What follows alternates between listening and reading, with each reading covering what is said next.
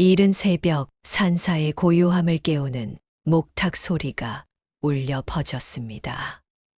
혜원 스님은 새벽 예불을 마치고 법당을 나서던 중 법당 앞 계단에 홀로 앉아있는 젊은 남자를 발견했습니다. 새벽 예불 오셨습니까? 일찍부터 절에 오셨네요. 스님이 다가가 물었습니다. 젊은 남자는 깊은 한숨을 내쉬었습니다. 스님, 저는 정말 불행한 사람입니다. 지금까지 살아오면서 많은 잘못을 저질렀고, 그 때문에 지금의 고통이 오는 것 같습니다. 제 과거의 업보가 무거워서 이제는 어떻게 살아야 할지 모르겠습니다. 혜원 스님은 조용히 그의 옆에 앉았습니다. 그대의 이름은 무엇인가요? 민수라고 합니다. 민수님, 그대가 지금 느끼는 고통이 과거의 업 때문이라고 생각하는군요. 민수는 고개를 끄덕였습니다. 제가 젊을 때 남들에게 상처를 많이 주었습니다. 거짓말도 하고 이기적으로 행동했죠. 지금 제 인생이 꼬인 것은 모두 그 때문인 것 같습니다.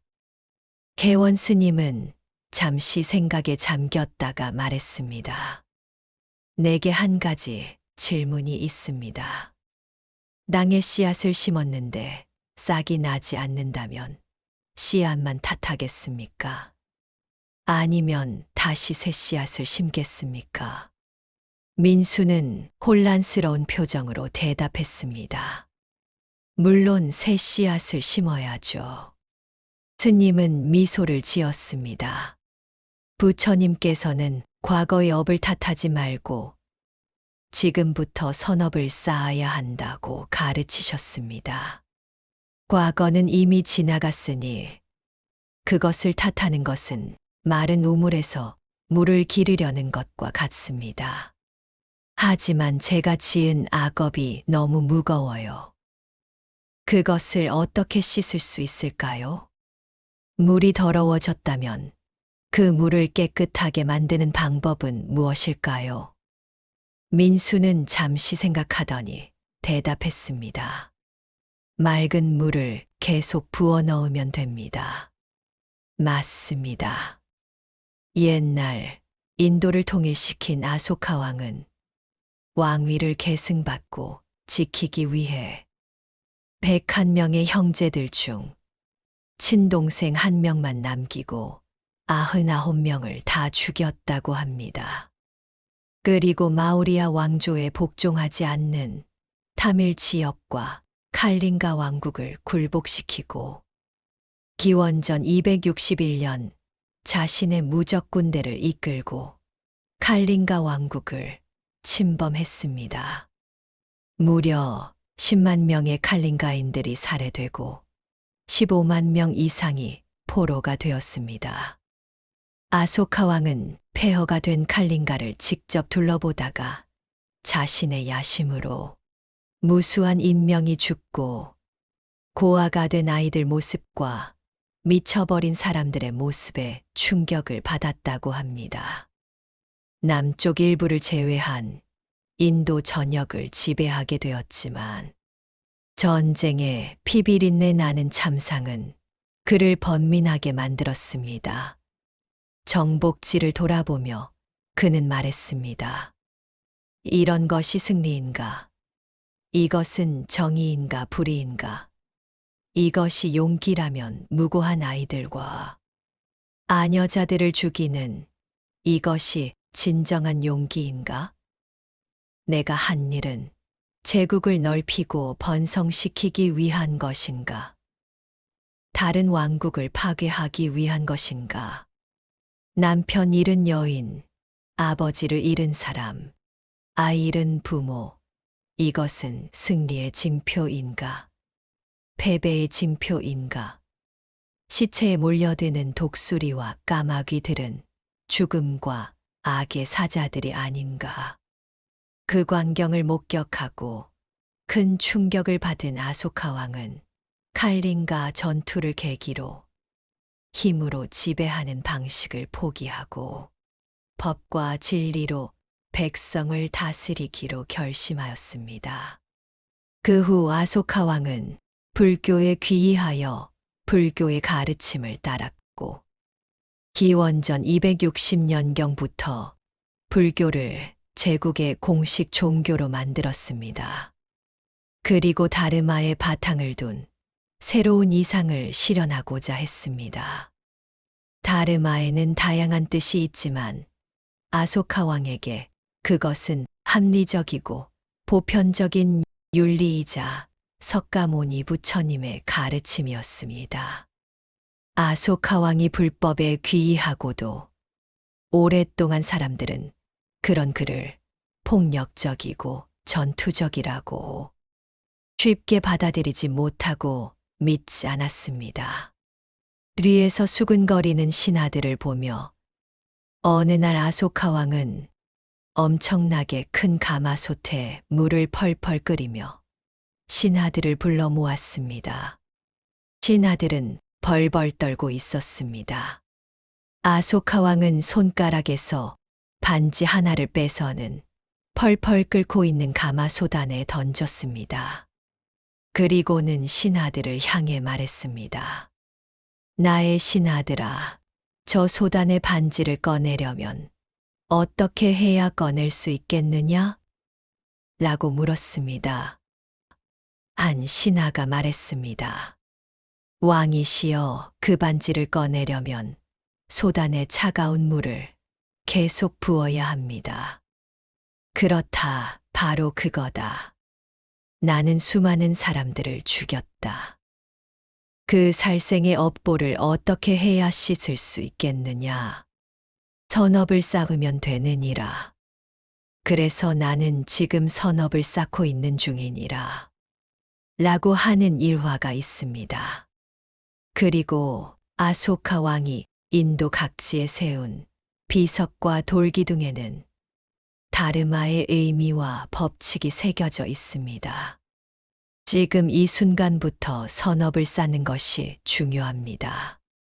매 순간 자비로운 마음으로 행동하고 다른 이들을 돕고 진실하게 살아가는 것이 맑은 물을 부어 넣는 것과 같습니다. 다음 날 민수는 다시 저를 찾았습니다. 이번에는 일찍 와서 사찰 마당 청소를 돕겠다고 했습니다. 며칠 후에는 절에 오는 노인들을 위해 봉사를 시작했습니다. 한 달이 지나자 그의 얼굴에서 어둠이 조금씩 걷히는 것이 보였습니다. 어느 봄날 혜원 스님과 민수가 사찰 뒤편 작은 밭에 씨앗을 심고 있을 때였습니다. 스님, 제가 예전에 상처 준 사람들을 다 찾아가 사과하고 싶습니다. 스님은 미소 지으며 고개를 끄덕였습니다. 그것도 좋은 선업이 될 것입니다. 처음에는 제 과거가 저를 짓누르는 것 같았어요. 하지만 이제는 알겠습니다. 중요한 건 지금 이 순간에 제가 어떤 씨앗을 심느냐는 것이군요. 그렇습니다. 부처님께서는 과거는 이미 지나갔고 미래는 아직 오지 않았으니 지금 이 순간에 깨어 있으라고 하셨습니다. 지금 심는 선업의 씨앗이 언젠가는 행복의 꽃으로 피어날 것입니다. 민수는 손에 들고 있던 씨앗을 바라보며 말했습니다. 이 작은 씨앗이 언젠가 큰 나무가 되듯이 제 작은 선행들도 언젠가는 더 큰 선업으로 자라겠지요? 혜원 스님은 따뜻한 미소를 지으며 대답했습니다. 그렇습니다. 부처님께서는 한 방울의 물이 모여 바다를 이루듯 작은 선업이 모여 큰 복덕을 이룬다고 하셨습니다. 과거를 탓하기보다는 지금 이 순간부터 새로운 씨앗을 심는데 마음을 기울이십시오. 그날 이후로 민수는 매일 아침 오늘은 어떤 선업을 쌓을까 생각으로 하루를 시작했습니다. 과거의 업에 갇혀 있던 그가 이제는 매 순간 새로운 선업을 쌓아가는 삶을 살게 되었습니다. 깊은 산속 고요한 사찰 정예사에는 원묵 스님이 계셨습니다. 그는 오랜 수행과 지혜로 많은 사람들의 스승이 되어 있었습니다. 어느 가을날 초췌한 모습의 중년 남자가 저를 찾아왔습니다. 그의 이름은 태준, 한때 성공한 사업가였지만 지금은 모든 것을 잃은 상태였습니다. 스님, 저는 망했습니다. 제가 젊을 때 저지른 모든 잘못들이 저를 무너뜨렸습니다. 사람들을 속이고 이익만 쫓았던 제 과거의 업보를 모든 것을 잃고서야 알았습니다. 그 업이 지금의 저를 만든 것 같습니다. 원묵 스님은 차분히 태준을 바라보며 말했습니다. 강물은 항상 흐르고 있소. 어제의 강물을 붙잡을 수 없듯이 과거의 업도 이미 흘러갔소. 중요한 것은 지금 이 순간부터 어떤 물을 흘려보낼 것인가 하는 것이지요. 태주는 고개를 떨구었습니다. 하지만 제가 저지른 잘못이 너무 큽니다. 스님은 잠시 일어나 창가로 걸어갔습니다. 사찰 마당에 조그만 묘목이 심어져 있었습니다. 저 나무를 보시오. 작년에 심은 것인데 처음엔 거의 죽어가고 있었소. 그런데 우리가 매일 정성껏 물을 주고 돌보니 지금은 저렇게 싹을 틔웠지요. 당신의 삶도 마찬가지요. 과거가 어떠했든 지금부터 매일 선업의 씨앗을 심고 가꾸면 언젠가는 아름다운 열매를 맺을 것이요. 선업이라는 게 구체적으로 어떤 것을 말하는 건가요? 남에게 베푸는 것, 진실하게 말하는 것, 정직하게 살아가는 것, 사소한 친절을 베푸는 것, 다른 사람을 자비의 마음으로 대하는 것, 이 모든 것이 선업이요. 작은 것부터 시작하시오. 태주는 며칠 동안 스님의 말씀을 곰곰이 생각했습니다. 그리고 절 근처 마을에서 작은 좌판을 열었습니다. 이번에는 정직하게 장사를 하기로 결심했습니다. 처음에는 힘들었습니다.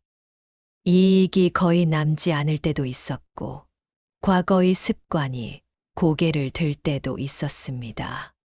하지만 태주는 매일 아침 오늘은 어떤 선업을 쌓을까? 더 이상은 인생을 망칠 수는 없어 라고 다짐하며 하루를 시작했습니다. 한 달이 지나고 두 달이 지나고 태준의 좌판은 마을에서 신뢰받는 곳이 되었습니다. 그는 가끔 어려운 이웃들에게 물건을 무료로 나눠주기도 했고, 마을 행사에 기부도 했습니다. 1년이 지났을 때 원묵 스님이 태준이 새로 차린 가게를 찾아왔습니다. 잘 지내고 있군요. 네, 스님. 처음에는 제 과거의 업이 저를 짓누르는 것만 같았고, 자꾸 이렇게 해서 뭐가 달라질까 하는 의심도 많았습니다. 도중에 몇 번을 포기하고 싶은 생각이 들 때마다 하루만 더 하자를 매일 반복했습니다. 하지만 지금은 알겠습니다. 과거는 이미 지나갔고 지금 이 순간에 무엇을 하느냐가 중요하다는 것을. 스님은 미소 지었습니다. 그렇소. 부처님께서도 과거는 이미 지나갔고 미래는 아직 오지 않았으니 오직 현재만이 우리 앞에 있다고 하셨지요. 지금 당신이 심는 작은 선업들이 모여 언젠가는 커다란 숲을 이룰 것이오. 태주는 고개를 숙여 감사의 뜻을 표했습니다. 그의 얼굴에는 더 이상 예전의 무거움이 없었습니다. 스님, 이제 제가 해야 할 일이 있습니다. 과거에 제가 속였던 사람들을 찾아가 사과하고 싶습니다. 그것도 좋은 선업이 될 것이요.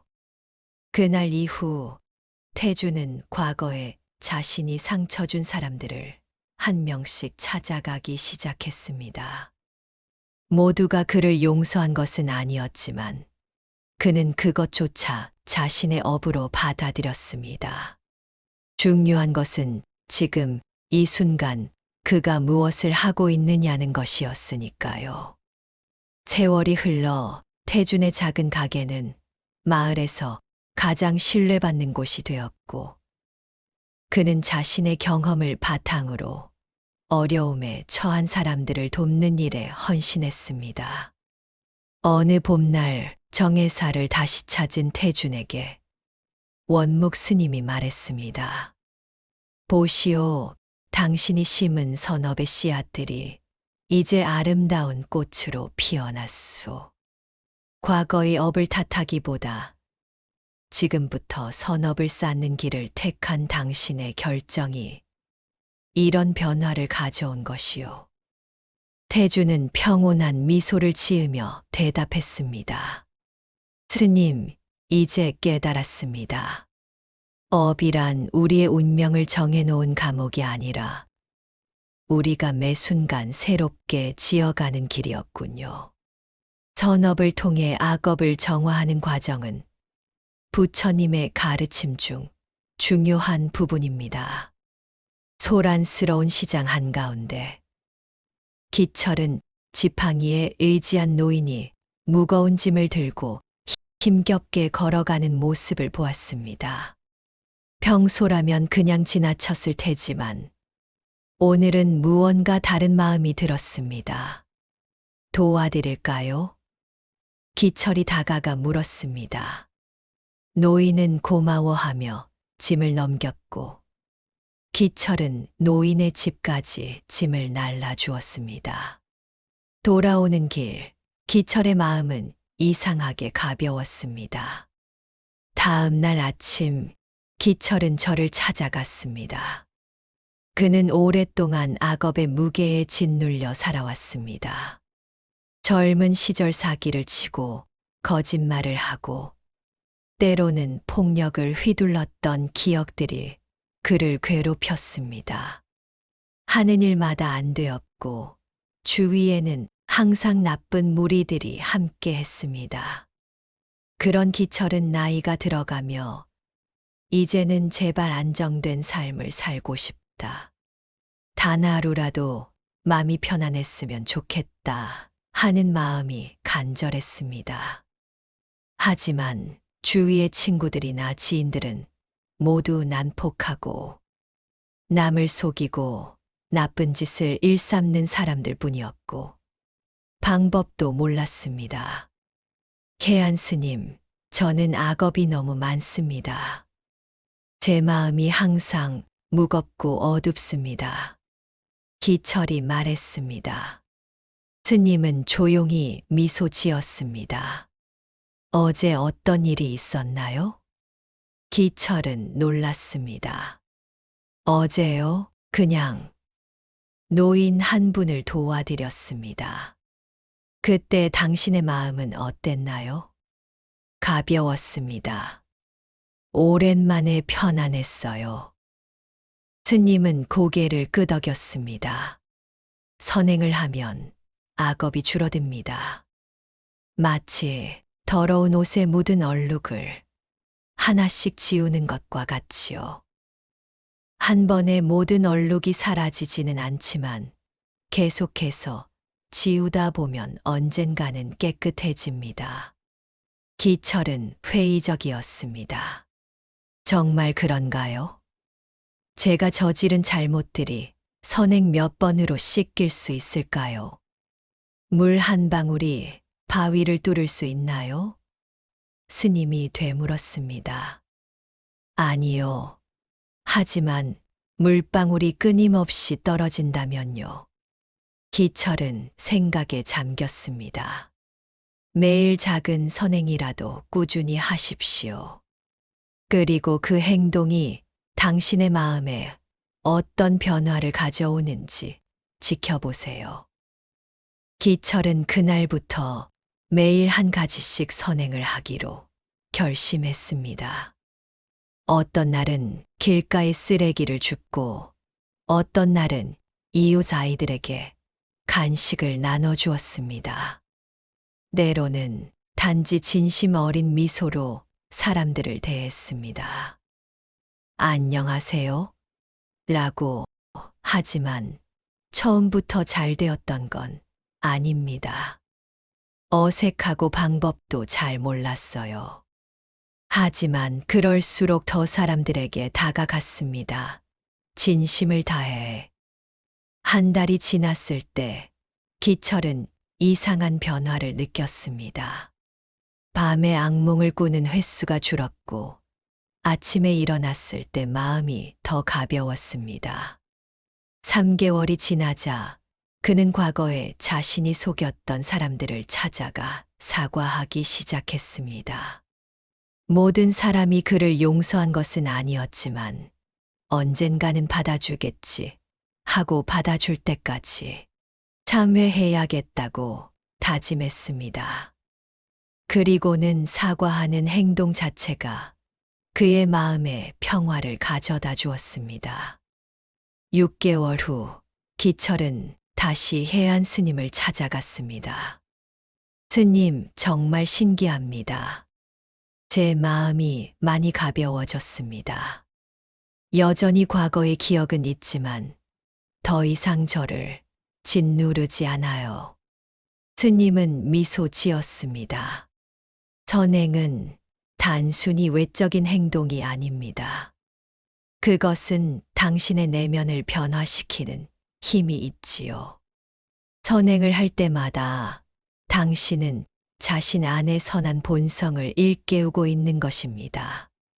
그리고 그 빛이 커질수록 어둠은 자연히 줄어듭니다. 하지만 제가 했던 모든 악업이 사라진 것은 아니지 않나요? 물론이지요. 업은 원인과 결과의 법칙을 따릅니다. 하지만 중요한 것은 당신이 지금 어떤 씨앗을 심고 있느냐는 것입니다. 선행의 씨앗이 많아질수록 당신의 마음밭은 더 풍요로워질 것입니다. 1년이 지났을 때 기철은 마을에서 작은 무료 급식소를 열었습니다. 그는 매일 소외된 이웃들에게 따뜻한 식사를 제공했고 그의 얼굴에는 이전에 없던 평화로움이 깃들어 있었습니다. 어느 날 한 젊은이가 급식소를 찾아왔습니다.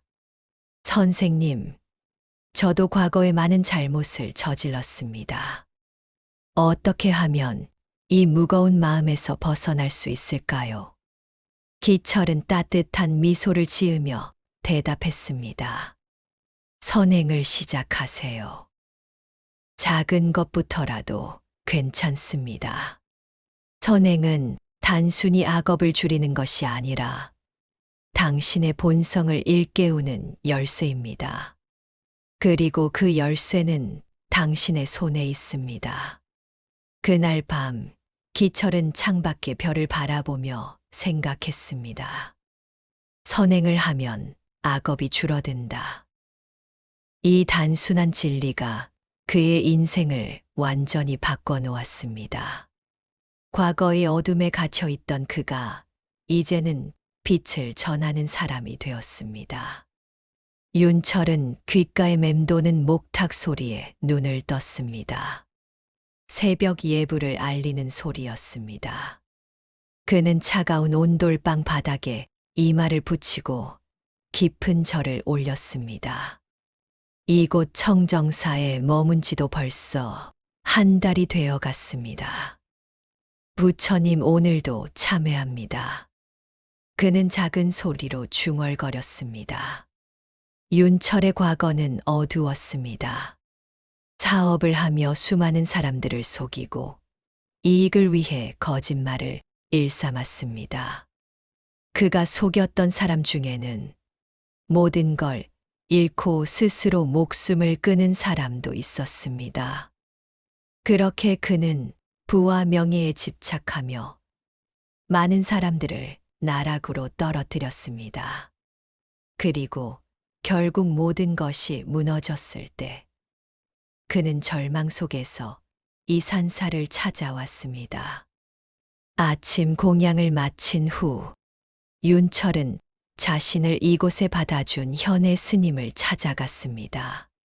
스님, 제가 아무리 참회해도 제 과거의 업보는 변하지 않을 것 같습니다. 제가 저지른 잘못들이 너무 많아서. 현의 스님은 조용히 차를 한 잔 따라주며 말했습니다. 윤철은 고개를 들어 스님을 바라보았습니다. 참회는 단순한 죄책감이 아닙니다. 어떻게 그것이 가능한가요? 진정한 참회는 자신의 잘못을 깊이 성찰하고 그것을 바로잡겠다는 결심이 담겨 있어야 합니다. 그리고 그 결심은 매일의 행동으로 이어져야 하지요. 스님은 잠시 침묵했다가 계속했습니다. 물이 더러워졌다고 생각해 보세요. 그 물을 깨끗하게 하려면 어떻게 해야 할까요? 깨끗한 물을 계속 부어 넣어야 합니다. 맞습니다. 참회하고 바른 삶을 사는 것은 더러운 물에 깨끗한 물을 계속 부어 넣는 것과 같습니다. 과거의 업이 완전히 사라지지는 않더라도 그 영향력은 점점 줄어들게 됩니다. 다음 날부터 윤철은 더욱 진지하게 참회에 임했습니다. 매일 아침 자신이 저지른 잘못들을 하나하나 떠올리며 깊이 반성했고, 낮에는 절의 일을 도우며 자신의 행동을 바로잡기 위해 노력했습니다. 2달이 지났을 때 스님은 윤철에게 한 가지 제안을 했습니다. 내일 마을에 가서 노인정 청소를 도와주면 어떨까요? 윤철은 잠시 망설였습니다. 그가 과거에 속였던 많은 사람들이 그 마을에 살고 있었기 때문입니다. 하지만 그는 결심했습니다. 네, 스님. 해보겠습니다. 다음 날 윤철은 마을로 내려갔습니다. 노인정에 도착했을 때 그는 몇몇 익숙한 얼굴들을 발견했습니다. 그 중에는 그가 사업을 하며 큰 돈을 빌려 갚지 않았던 최 노인도 있었습니다. 윤철은 떨리는 마음으로 최 노인 앞에 무릎을 꿇었습니다. 죄송합니다, 어르신. 제가 과거에 큰 잘못을 저질렀습니다. 지금은 모든 것을 갚을 수는 없지만 조금씩이라도 갚아 나가겠습니다. 최 노인은 처음에는 놀라워했지만 윤철의 진심 어린 모습에 조금씩 마음을 열기 시작했습니다. 그날부터 윤철은 매주 마을에 내려가 노인정 청소를 돕고 틈틈이 일을 해서 번 돈으로 과거에 빚진 사람들에게 조금씩 갚아 나갔습니다. 처음에는 마을 사람들의 차가운 시선이 있었지만 시간이 지날수록 그의 진심이 전해졌습니다. 1년이 지났을 때 윤철은 현의 스님을 찾아가 감사 인사를 전했습니다. 스님, 처음에는 제 마음이 너무 무거웠습니다. 제가 지은 악업이 절대 줄어들지 않을 것 같았어요. 하지만 지금은 제 마음이 많이 가벼워졌습니다. 스님은 미소 지었습니다.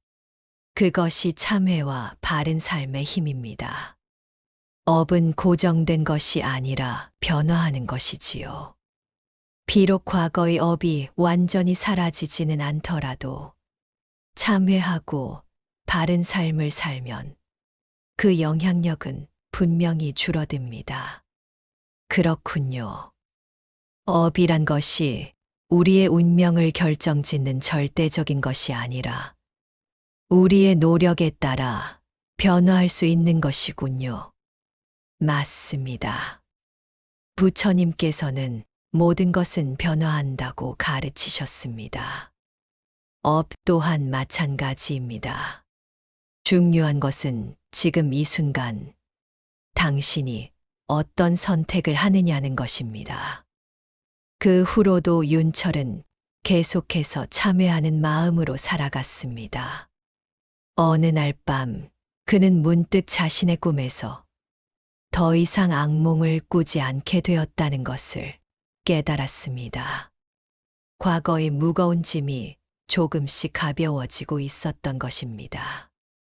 마을 사람들 중에는 여전히 그를 용서하지 않는 이들도 있었지만 윤철은 그 또한 자신의 업으로 받아들였습니다. 중요한 것은 지금 이 순간 그가 바른 길을 걷고 있다는 사실이었으니까요. 5해가 지난 어느 봄날, 윤철은 마을의 작은 공부방을 열었습니다. 그곳에서 그는 아이들에게 글을 가르치며 동시에 바른 삶의 가치를 전했습니다. 선생님, 사람이 잘못을 저지르면 어떻게 해야 해요? 한 아이가 물었습니다. 윤철은 미소 지으며 대답했습니다. 진심으로 참회하고 바른 삶을 살기 위해 노력해야 한단다.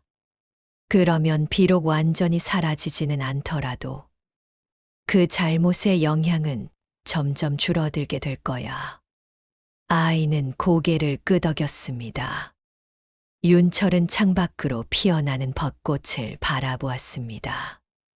마치 자신의 마음에도 조금씩 희망의 꽃이 피어나는 것 같았습니다.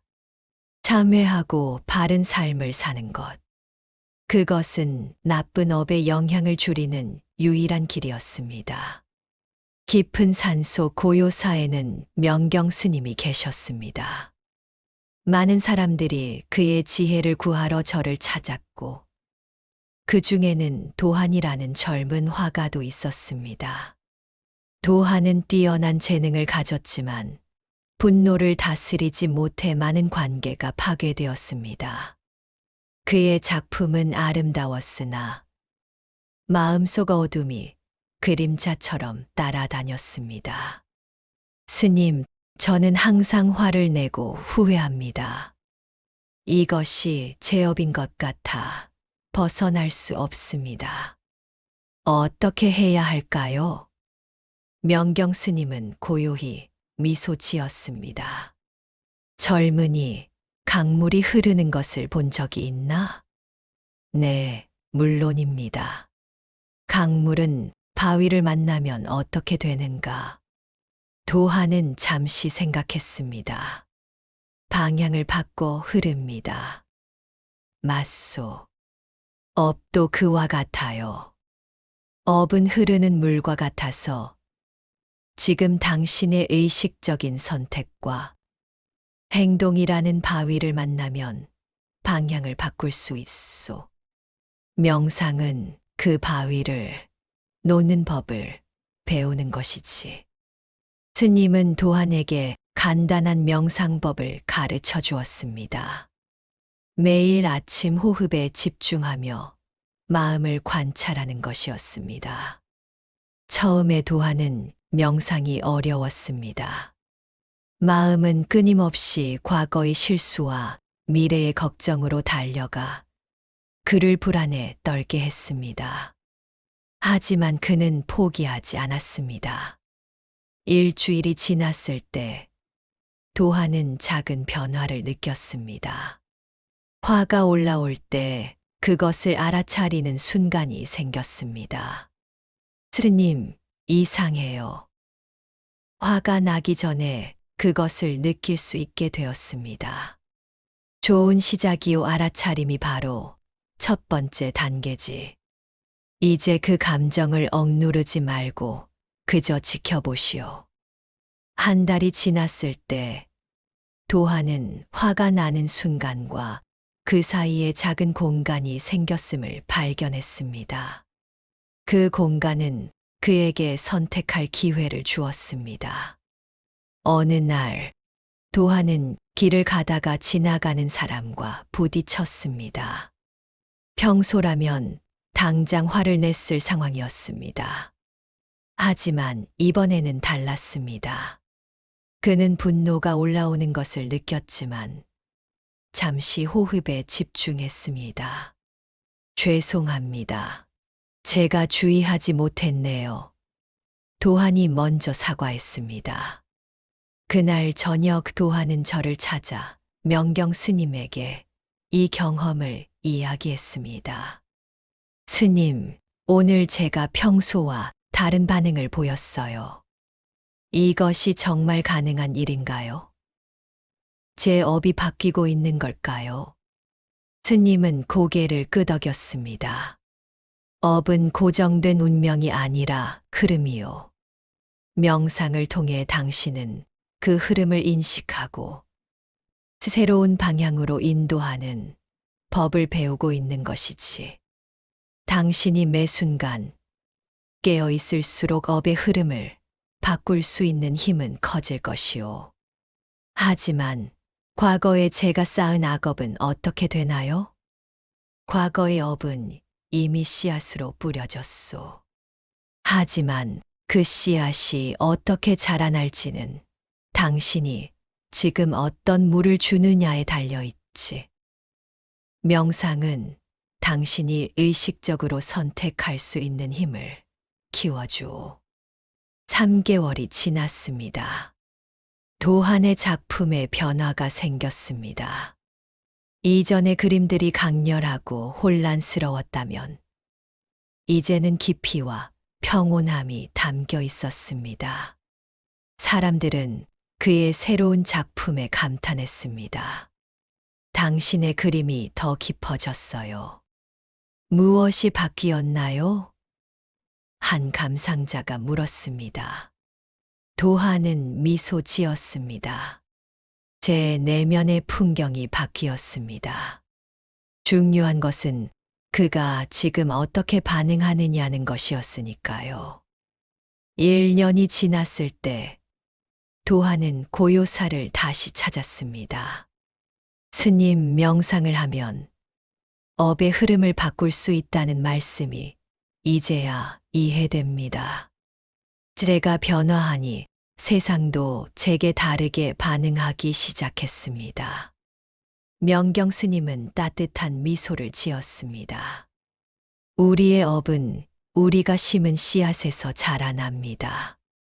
명상은 우리가 어떤 씨앗을 심을지 의식적으로 선택할 수 있게 해주지요.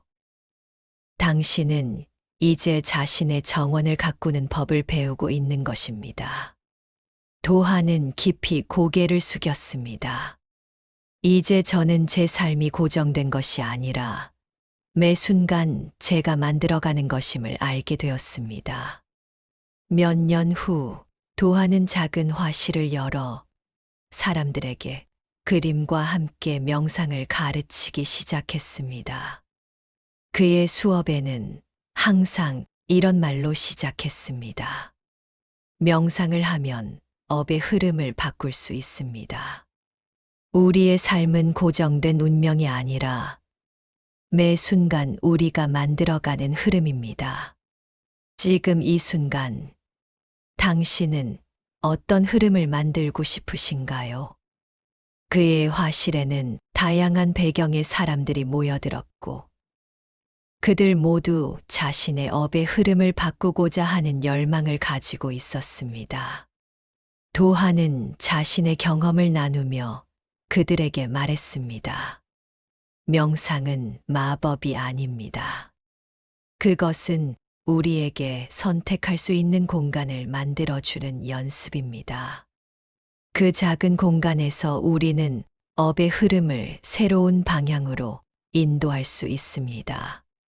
도한의 화실 마음의 연못은 이제 마을에서 잘 알려진 곳이 되었습니다. 그곳에는 각자의 상처와 업을 안고 온 사람들이 모여 그림을 그리고 명상을 배웠습니다. 어느 가을날 중년의 여성 한 명이 화실을 찾아왔습니다. 세진이라는 그녀의 눈에는 깊은 슬픔과 분노가 서려 있었습니다. 저는 20년 동안 제 동생을 미워하며 살았습니다. 그녀는 제 남편과 바람이 났고 저의 가정을 무너뜨렸어요. 그런데 최근에 동생이 중병에 걸렸다는 소식을 들었습니다. 시간이 얼마 남지 않았다고 하더군요. 마음이 너무 복잡합니다. 세진이 떨리는 목소리로 말했습니다. 도한은 고개를 끄덕였습니다. 많이 힘드셨겠군요. 오랜 분노와 미움은 우리 안에 무거운 업으로 쌓입니다. 그것은 우리를 더 아프게 합니다. 저도 알아요. 하지만 어떻게 20년의 상처를 놓을 수 있을까요?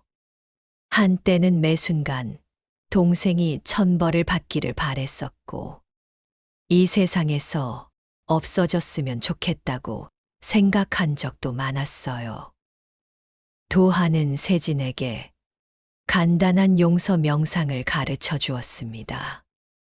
매일 아침 호흡에 집중하며 동생의 얼굴을 떠올리고 당신을 용서합니다라고 마음속으로 말하는 것이었습니다. 처음 며칠간 세진은 이 명상을 할 때마다 눈물을 흘렸습니다. 너무 고통스러워 포기하고 싶을 때도 있었습니다. 이런 게 다 뭐야? 내가 뭐 때문에 이런 걸 하고 있나? 동생이 죽는다는데 내가 그렇게 원했던 일이잖아. 나는 잘못한 게 없어. 억울하게 당한 건 난데 왜 무엇 때문에 이런 걸 하고 있나? 동생은 잘못해서 지금 벌을 받는 거야. 하며 엉엉 울 때도 많았습니다. 하지만 그녀는 계속했습니다. 용서한다는 것이 상대방을 위한 것이 아니라 나 자신을 위한 것임을 기억하세요. 도한이 조언했습니다. 미움이라는 무거운 돌을 들고 다니는 것은 결국 당신을 지치게 합니다. 한 달이 지났을 때 세진은 도한에게 말했습니다. 이상해요. 아직 완전히 용서한 것은 아니지만 생각할 때마다 가슴이 덜 아파요. 마치 무언가가 녹아내리는 느낌이에요. 도한은 미소 지었습니다. 그것이 바로 업이 소멸되는 느낌입니다. 남을 미워하는 것은 자신 안에 독을 품는 것과 같아요. 용서는 그 독을 중화시키는 해독제입니다. 어느 날 세진은 큰 결심을 하고 병원에 있는 동생을 찾아갔습니다. 병상에 누워있는 동생은 예전의 모습이 아니었습니다.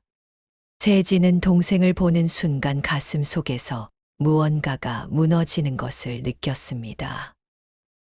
언니, 동생이 떨리는 목소리로 말했습니다. 세진은 동생의 손을 잡았습니다. 그리고 예상치 못하게 입에서 나온 말이 있었습니다. 괜찮아. 이제 다 지나간 일이야. 그 말을 하는 순간 세진은 자신의 가슴에서 오랫동안 짊어져 왔던 무거운 짐이 내려가는 것을 느꼈습니다. 물론 모든 상처가 순간적으로 치유된 것은 아니었지만 이제 그녀는 치유의 길 위에 서 있었습니다. 그날 저녁 세진은 도한의 화실로 돌아와 자신의 경험을 나누었습니다. 정말 신기해요. 제가 동생을 용서하자 마치 제 안에 있던 무거운 돌이 사라진 것 같아요. 이것이 업의 소멸인가요? 도하는 고개를 끄덕였습니다. 부처님께서는 증오는 결코 증오에 의해 사라지지 않고 오직 사랑에 의해서만 사라진다고 가르치셨습니다. 용서는 가장 강력한 사랑의 형태입니다. 그리고 그 사랑은 우리 안의 나쁜 업을 정화시키는 힘이 있습니다. 세진의 이야기는 화실의 다른 사람들에게도 큰 영감을 주었습니다. 많은 이들이 자신의 미움과 분노를 들여다보고 용서의 명상을 시작했습니다. 몇 개월 후 세진은 화실에서 특별한 그림을 완성했습니다. 그림 속에는 두 여성이 손을 잡고 있었고 그들 주위로 어둠이 빛으로 변해가는 모습이 그려져 있었습니다. 이 그림의 제목은 용서의 빛입니다. 세진이 말했습니다. 제가 동생을 용서했을 때 정말로 어둠 속에서 빛이 생겨나는 것 같았어요. 제 안의 업이 변화하는 것을 느꼈습니다. 도하는 이 그림을 화실의 중앙에 걸었습니다. 그리고 새로운 방문자들에게 항상 이렇게 말했습니다. 남을 용서하면 나쁜 업이 소멸됩니다. 용서는 우리 자신을 위한 선물이며 우리의 마음을 치유하는 가장 강력한 약입니다. 1년 후 도한의 화실은 용서와 치유의 공간으로 더 널리 알려졌습니다. 사람들은 그곳에서 그림을 그리고 명상을 배우며 무엇보다도 용서의 힘을 통해 자신의 업을 정화하는 법을 배웠습니다. 어느 날 명경 스님이 화실을 방문했습니다. 잘하고 있군요. 스님이 도한에게 말했습니다. 당신은 사람들에게 중요한 진리를 가르치고 있어요. 명상을 통해 업의 흐름을 바꾸고 용서를 통해 나쁜 업을 소멸시키는 것. 이것이 바로 부처님의 가르침의 핵심이지요. 도하는 깊이 고개를 숙였습니다. 모두 스님의 가르침 덕분입니다. 아니요. 이것은 당신 자신의 경험을 통해 얻은 지혜입니다. 이제 그 지혜를 다른 이들과 나누고 있군요. 그날 이후로도 도하는 계속해서 사람들에게 명상과 용서의 길을 가르쳤습니다. 그리고 그의 가르침은 항상 이런 말로 마무리되었습니다. 우리의 업은 우리의 운명이 아니라 우리가 변화시킬 수 있는 흐름입니다. 명상을 통해 우리는 그 흐름의 방향을 바꿀 수 있고 용서를 통해 우리는 나쁜 업을 소멸시킬 수 있습니다. 오늘 여러분은 어떤 선택을 하시겠습니까? 도한의 화실 마음의 연못은 이제 단순한 예술 공간을 넘어 작은 수행 공간이 되어 가고 있었습니다. 명경 스님의 방문 이후 도하는 더 깊은 부처님의 가르침을 사람들과 나누고 싶다는 열망이 생겼습니다. 많은 분들이 고통에서 벗어나는 법을 찾고 계신데 제가 아는 것만으로는 부족함을 느낍니다. 도한이 명경 스님에게 말했습니다. 스님은 미소 지었습니다. 그렇다면 함께 불법을 공부해 보는 것은 어떤가? 그렇게 화실에서는 매주 한 번씩 불교 경전을 함께 읽고 이해하는 시간이 마련되었습니다. 처음에는 몇 명만 참석했지만 점차 그 소문이 퍼지며 많은 사람들이 모여들기 시작했습니다. 그들 중에는 윤서라는 여성도 있었습니다. 그녀는 사업에 성공했지만 끊임없는 경쟁과 욕심으로 인해 내면은 공허했습니다. 저는 이미 많은 것을 가졌지만 왜 행복하지 않은지 모르겠어요. 윤서가 첫 수업 후 도한에게 털어놓았습니다. 도한은 그녀에게 사성제에 대해 설명해 주었습니다. 고통의 실체와 그 원인, 그리고 그것을 멈추는 방법과 그 길에 대한 가르침이었습니다. 우리의 고통은 대부분 탐욕, 분노, 어리석음이라는 삼독에서 비롯됩니다. 불법을 배우면 이러한 독을 알아보고 정화하는 법을 배우게 됩니다. 윤서는 열심히 경전을 공부하고 명상을 실천했습니다. 그녀는 점차 자신의 행동 패턴을 알아차리게 되었고, 더 많은 것을 소유하려는 욕망이 자신을 불행하게 만들었다는 것을 깨달았습니다. 3개월이 지났을 때 윤서는 자신의 회사에서 중요한 결정을 내렸습니다. 더 이상 이익만을 추구하지 않고 직원들의 복지와 사회적 책임을 중시하는 방향으로 사업을 전환했습니다. 불법을 배우면서 깨달았어요. 진정한 부는 마음의 평화와 타인에게 베푸는 기쁨에서 온다는 것을요. 윤서가 도한에게 말했습니다. 도한은 미소 지었습니다. 그것이 바로 선업을 쌓는 것입니다. 불법을 배우면 우리는 단순히 행동만 바꾸는 것이 아니라 그 행동의 바탕이 되는 마음과 의도를 정화하게 됩니다. 그럴수록 우리의 선업은 더욱 커지고 깊어집니다. 윤서의 회사는 점차 변화했습니다.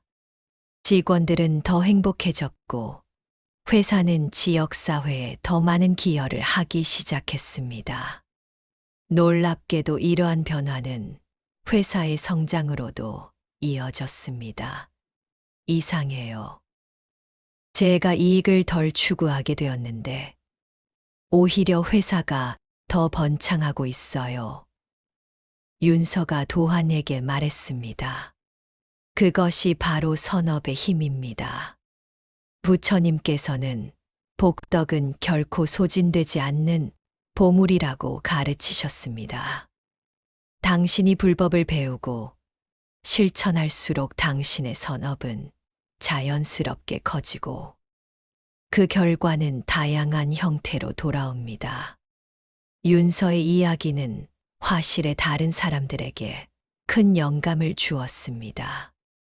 더 많은 사람들이 불법 공부에 진지하게 참여하기 시작했고, 각자의 삶에서 변화를 만들어 갔습니다. 학생이었던 민호는 경쟁만 생각하던 자신의 자세를 버리고, 그부들과 지식을 나누는 스터디 그룹을 만들었습니다. 주부였던 은지는 동네 아이들을 위한 무료 독서 교실을 시작했습니다. 은퇴한 교사 김 선생님은 요양원에서 봉사활동을 시작했습니다. 반년이 지났을 때 도한의 화실에는 놀라운 변화가 있었습니다. 그곳은 이제 단순한 예술 공간이나 명상센터를 넘어 불법을 배우고 실천하는 진정한 수행 공동체가 되어 있었습니다. 어느 날 명경 스님이 다시 화실을 방문했습니다. 그는 변화된 분위기와 사람들의 밝은 얼굴을 보며 만족스럽게 고개를 끄덕였습니다. 도한, 자네는 많은 사람들의 선업을 키우고 있구려. 도한은 겸손하게 고개를 숙였습니다. 저는 그저 부처님의 가르침을 나누고 있을 뿐입니다. 그것이 바로 가장 큰 선업 중 하나지. 부처님께서는 법보시가 가장 귀한 보시라고 하셨네. 지혜를 나누는 것은 굶주린 이에게 물고기를 주는 것이 아니라 물고기를 잡는 법을 가르치는 것과 같아. 그날 저녁 모든 구성원들이 모인 자리에서 도한은 스님의 말씀을 나누었습니다. 불법을 배우면 선업이 커집니다. 이것은 마치 씨앗이 자라나는 것과 같습니다. 우리가 부처님의 지혜를 배우고 이해할수록 우리의 행동은 자연스럽게 더 깊은 자비와 지혜에서 비롯됩니다. 그리고 그런 행동이 바로 가장 큰 선업이 됩니다. 윤서가 질문했습니다. 선업이 커진다는 것은 구체적으로 어떤 의미인가요? 도하는 잠시 생각하더니 대답했습니다. 세 가지 측면에서 선업이 커진다고 볼 수 있습니다. 첫째, 선행의 양이 늘어납니다. 둘째, 선행의 질이 깊어집니다. 맹목적인 선행이 아니라 지혜로운 선행을 하게 되지요. 셋째, 선행의 지속성이 강해집니다. 일시적인 감정이 아니라 깊은 이해에서 비롯된 선행은 오래 지속됩니다. 그 말을 듣던 많은 사람들이 고개를 끄덕였습니다. 그들은 각자의 삶에서 이러한 변화를 경험하고 있었으니까요. 1년이 지났을 때 마음의 연못은 이제 마을의 중요한 수행처가 되었습니다. 그림을 그리고 명상을 하는 것을 넘어 사람들은 함께 경전을 공부하고 자신의 깨달음을 나누며 그것을 삶에서 실천하고 있었습니다. 도하는 매주 토요일 아침 모든 사람들이 모인 자리에서 항상 이렇게 말했습니다. 우리가 불법을 배우는 이유는 단순한 지식을 쌓기 위함이 아닙니다. 그것은 우리의 마음을 변화시키고 그 변화된 마음으로 세상의 선업을 쌓기 위함입니다. 부처님께서는 한 사람의 깨달음이 1000사람의 삶을 밝힐 수 있다고 하셨습니다.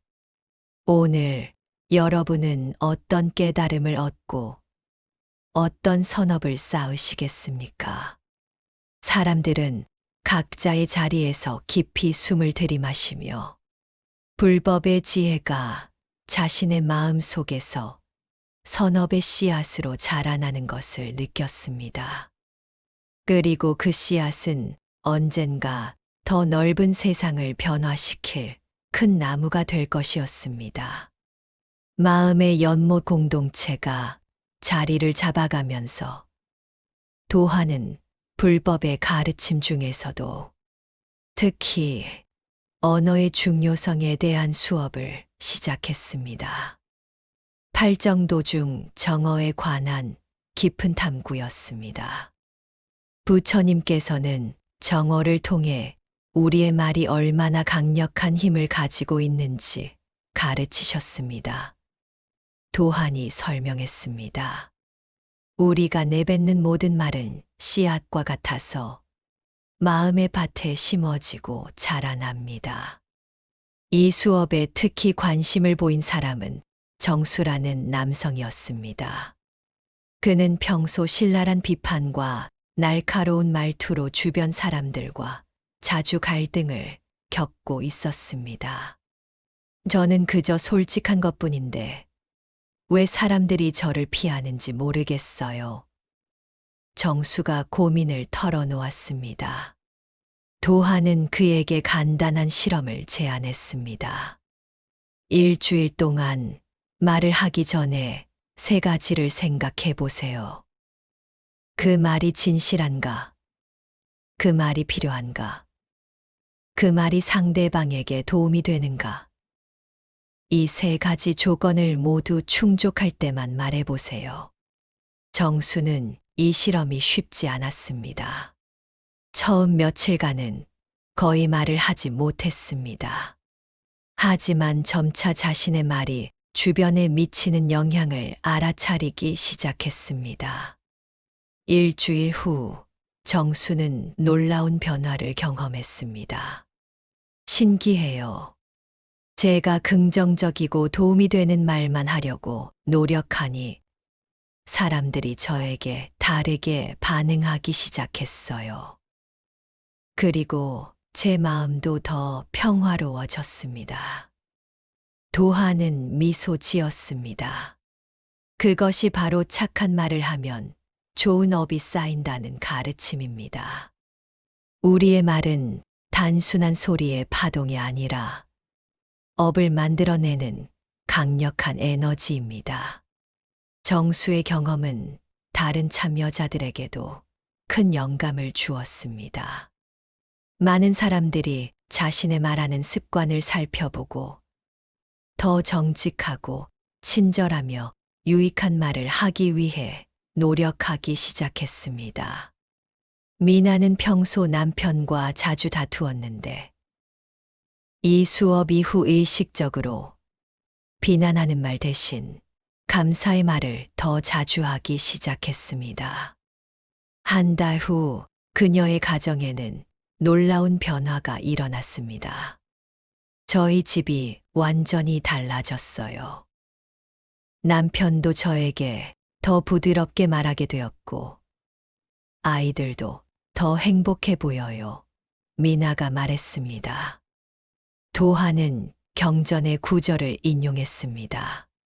부처님께서는 적절한 순간에 사실에 입각해 부드럽게, 유익하게, 자비로운 마음으로 하는 말은 금과 같다고 하셨습니다. 그런 말은 우리 자신과 상대방 모두에게 좋은 업을 쌓게 합니다. 공동체는 정어 실천 주간을 정하고 모두가 특별히 자신의 말에 주의를 기울이는 시간을 가졌습니다. 그들은 긍정적인 말, 격려의 말, 감사의 말을 의식적으로 늘려갔습니다. 전직 교사였던 김 선생님은 요양원에서 노인들에게 따뜻한 대화를 나누는 봉사를 시작했습니다. 그녀는 특히 혼자 계신 어르신들에게 귀 기울여 들어주고 그들의 이야기에 진심으로 반응해 주었습니다. 말 한마디가 얼마나 큰 변화를 가져오는지 놀라워요. 제가 그저 경청하고 따뜻한 말을 건네는 것만으로도 어르신들의 얼굴이 밝아지는 걸 볼 수 있어요. 김 선생님이 감동적으로 말했습니다. 한 계절이 지나고 공동체 구성원들은 자신의 언어 습관이 얼마나 변화했는지 나누는 특별한 시간을 가졌습니다. 윤서는 자신의 회사에서 부정적인 피드백 대신 건설적인 제안을 하는 문화를 만들었다고 말했습니다. 민호는 친구들 사이에서 험담을 피하고 좋은 점을 강조하는 습관을 들였습니다. 세진은 자신의 내면 대화에서 자기 비난을 줄이고 자기 격려를 늘렸습니다. 도하는 이 모든 이야기를 듣고 깊이 감동했습니다. 여러분이 착한 말을 통해 얼마나 많은 좋은 업을 쌓고 계신지 보니 정말 기쁩니다. 말은 씨앗과 같아서 우리가 오늘 심은 말의 씨앗이 미래에 어떤 열매로 돌아올지 바로 알 수 없습니다. 하지만 착한 말의 씨앗은 반드시 아름다운 열매를 맺을 것입니다. 그날 저녁 도하는 모든 사람들에게 작은 종이를 나누어 주었습니다. 그리고 각자 자신이 자주 사용하고 싶은 긍정적인 말을 적어보도록 했습니다. 정수는 당신 덕분에 힘이 됩니다. 미나는 당신을 믿습니다. 윤서는 당신의 노력이 보입니다. 세진은 함께해서 기쁩니다. 라고 적었습니다. 그들은 이 종이를 자신의 지갑이나 책상 위에 두고 매일 그 말을 의식적으로 사용하기로 약속했습니다. 착한 말을 하면 좋은 업이 쌓입니다. 그리고 그 업은 우리의 삶을 변화시키는 힘이 됩니다. 도한이 마무리 말을 전했습니다. 우리의 입에서 나오는 말 한마디가 세상을 밝게 비추는 등불이 될 수 있습니다. 그 후로도 마음의 연못, 공동체는 계속해서 불법을 배우고 실천했습니다. 그들은 명상을 통해 업의 흐름을 바꾸고 용서를 통해 나쁜 업을 소멸시키며 불법 공부를 통해 선업을 키우고 착한 말을 통해 좋은 업을 쌓아갔습니다. 도하는 매일 아침 공동체와 함께 이런 개송을 읊었습니다. 오늘 우리의 모든 생각, 말, 행동이 자신과 타인의 행복을 위한 씨앗이 되게 하옵소서. 업의 법칙을 이해하고 존중하며 매 순간 깨어있는 삶을 살게 하옵소서. 그리고 그들의 삶은 정말로 그렇게 변화해 갔습니다. 한 사람, 한 사람의 변화가 모여 더 큰 변화를 만들어내는 아름다운 선업의 물결이 퍼져나갔습니다. 마음의 연못 공동체가 성장함에 따라 도하는 정어의 가르침을 더 깊이 탐구하기로 했습니다. 긍정적인 말의 힘을 배웠다면 이제는 부정적인 말의 영향에 대해서도 이해할 필요가 있었습니다. 어느 가을날 저녁, 도하는 공동체 구성원들을 모아 특별한 수업을 시작했습니다. 지난 시간에 우리는 착한 말을 하면 좋은 업이 쌓인다는 가르침을 배웠습니다. 오늘은 그 반대에 대해 이야기해 보려 합니다. 악한 말은 업을 어둡게 한다는 가르침입니다. 도하는 작은 유리잔에 맑은 물을 담았습니다. 그리고 잉크 한 방울을 떨어뜨렸습니다. 순식간에 맑은 물이 탁해졌습니다. 우리의 마음은 이 물과 같습니다. 그리고 악한 말은 이 잉크와 같지요. 한 마디의 악한 말이 우리의 마음 전체를 어둡게 만들 수 있습니다. 이 수업에 특히 깊은 관심을 보인 사람은 태현이었습니다. 그는 인터넷 댓글에 독서를 남기는 습관이 있었고, 그것이 단순한 취미라고 여겼습니다. 그냥 스트레스 해소인데, 누구에게 직접 하는 것도 아니고, 익명으로 하는 건데 뭐가 문제인가요? 태연이 물었습니다. 도하는 부드럽게 대답했습니다. 부처님께서는 마음이 선행하고 마음이 주인이 되며 마음으로 만들어진다고 가르치셨습니다. 익명이든 아니든 우리가 하는 말은 먼저 우리 자신의 마음에서 나옵니다. 그리고 그 말은 다시 우리의 마음을 형성합니다. 태연은 회의적이었지만 일주일 동안 부정적인 댓글을 달지 않기로 했습니다. 그리고 대신 매일 3개의 긍정적인 댓글을 남기기로 약속했습니다. 한 주가 지난 후 태현은 놀라운 발견을 했습니다. 이상해요. 제가 악의적인 댓글을 안 쓰니까 세상이 덜 적대적으로 느껴져요. 전에는 늘 화가 나 있었는데, 이제는 마음이 조금 더 평화로워졌어요. 도하는 고개를 끄덕였습니다. 악한 말은 마치 부메랑과 같아서 결국 우리에게 돌아옵니다. 그것은 우리의 업을 어둡게 만들고 우리가 세상을 인식하는 방식을 부정적으로 변화시킵니다. 이 이야기는 다른 구성원들에게도 깊은 울림을 주었습니다. 많은 이들이 자신의 일상에서 무심코 사용하던 부정적인 언어들을 돌아보기 시작했습니다. 직장에서 동료들을 뒤에서 비난하던 진우는 그 습관을 바꾸기로 결심했습니다. 아이들에게 자주 짜증을 내던 소영은 더 인내심을 갖고 말하기로 했습니다. 남편에게 항상 불평을 쏟아내던 미경은 감사의 말을 더 많이 하기로 했습니다. 도하는 개송 하나를 나누었습니다. 입에서 나오는 말은 칼날보다 예리하니 한 번 내뱉으면 돌이킬 수 없네. 악한 말의 그림자는 길고 어두우니 업의 길을 밝게 비추려면 항상 입을 지키고 마음을 살피라. 한 달이 지났을 때 공동체는 말의 힘 나눔 시간을 가졌습니다. 각자가 자신의 언어 습관을 바꾸면서 경험한 변화를 이야기했습니다. 태현은 특히 극적인 변화를 경험했습니다. 제가 인터넷에서 악의적인 댓글을 달지 않게 된 후로 실생활에서도 사람들과의 관계가 좋아졌어요. 마치 제 안에 있던 분노가 조금씩 사라지는 것 같아요. 진우는 회사에서의 경험을 나누었습니다.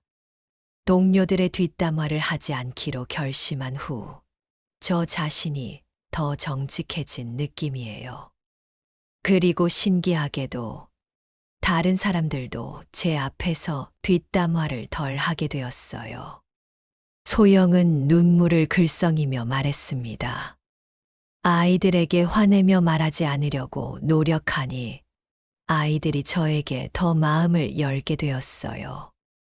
어제는 큰아이가 엄마, 요즘 목소리가 예뻐졌어요 라고 말했을 때 정말 가슴이 찡했습니다. 도하는 이 모든 이야기를 들으며 깊이 고개를 끄덕였습니다. 불교에서는 언어의 힘을 매우 중요하게 여깁니다. 부처님께서는 거짓말, 이간질, 거친 말, 쓸데없는 말을 피하라고 가르치셨습니다. 이러한 말들은 우리의 업을 어둡게 하고 우리와 타인 모두에게 고통을 가져옵니다. 제 영상을 시청해 주시는 모든 분께 부처님의 무한한 광명과 가피가 늘 함께 하시길 빌겠습니다.